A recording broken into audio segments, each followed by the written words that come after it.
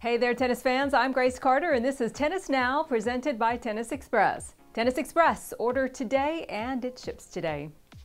The 2020 Australian Open is in the books now, and wow, what a fantastic 2 weeks we had, filled with some really amazing surprises, but also a few disappointments that caught us off guard.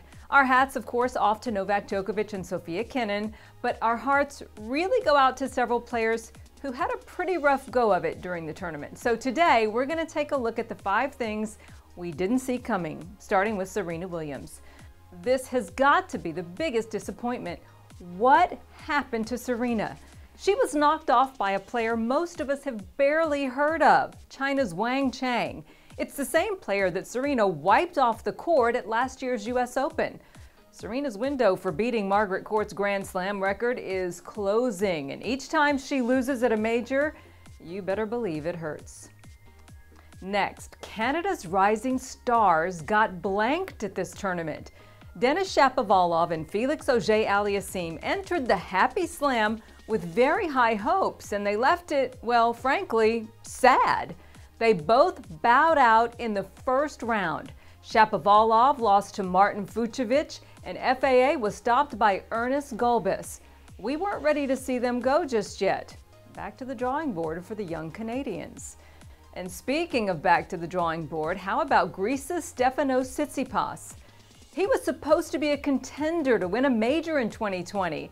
Not the way he played against Milos Raonic. He was blown away by Raonic in that third round. Tsitsipas never even got close to a break. In fact, he only managed to get to deuce in 3 games. It was a big disappointment for Tsitsipas. Next up, what is up with Sloane Stephens? The American dropped to 0-3 on the season with a 3-set loss to China's Zhang Shui in the first round, and she drops another 8 spots in the rankings down to number 35. The 26-year-old is now the 6th ranked American. And finally, Naomi Osaka. Her stunning loss to Coco Gauff left us speechless. Now, don't get us wrong, we loved watching Coco's run at the Australian Open, but Osaka's performance in that match, well, it was awful.